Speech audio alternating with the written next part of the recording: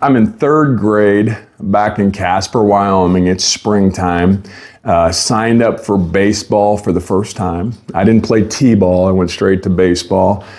But jumped. Remember my parents driving me to practice, and our practice was on a field that was kind of on a slant. It was the craziest field. It was behind a church.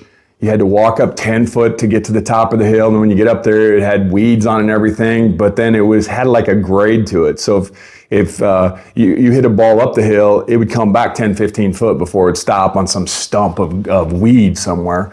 But in that, I remember driving up there that first day, and there was a checklist, and we got a baseball cap. And so we went to these people's car, which was our coach. And this was Tom Eskew. And Tom Eskew, and to this day, I call the guy coach.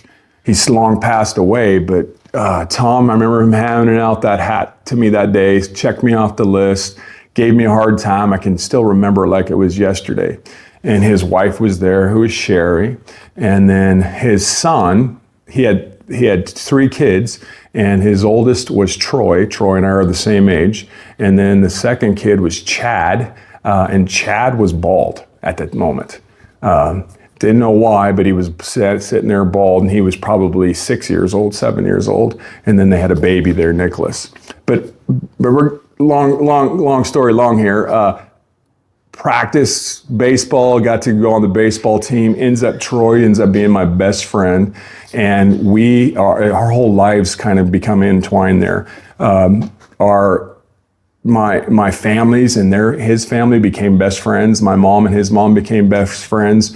We watched every Broncos game for 15, 20 years at their house.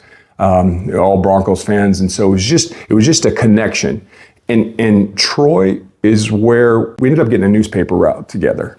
And we spent time doing that newspaper every single morning except for Christmas. At 5 a.m., we'd roll papers. We'd go deliver them, 70, 80 papers, 35 papers each. We'd go deliver those every single day except for Christmas. And it was one of those things growing up, playing sports together, the family connection, going through life and all the things that happen in life. I just talked about his younger brother being bald. He was going through cancer at that time, and he's gone through a couple bouts, still healthy now, has had a few bouts over the lifetime. But it's just interesting how these little happenstance moments, and I remember that very first moment meeting the family, and really how it became such a big part of my life.